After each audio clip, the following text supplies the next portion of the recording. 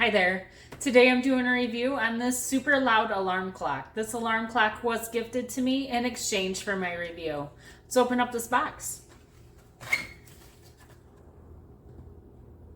Now this is what came in the box. You have the manual. You also have the plug-in. It comes with the block and a C-type charger. It also comes with the clock itself. And I'm just going to take off the film that is on there to protect it.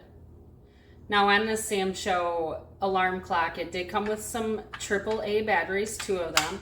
That's in case you don't have any power. This will still have it, so it'll be an alarm for you.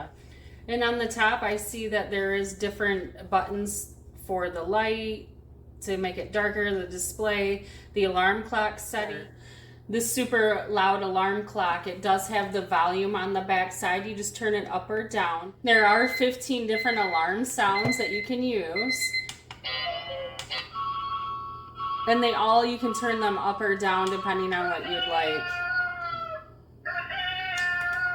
There is a night light here. The display changes from 6 different solid colors, about 4 different multicolors. You can also turn up the light so it is brighter or not so bright depending on what you need. There are 2 alarm modes, one for the weekend and then one for Monday through Friday.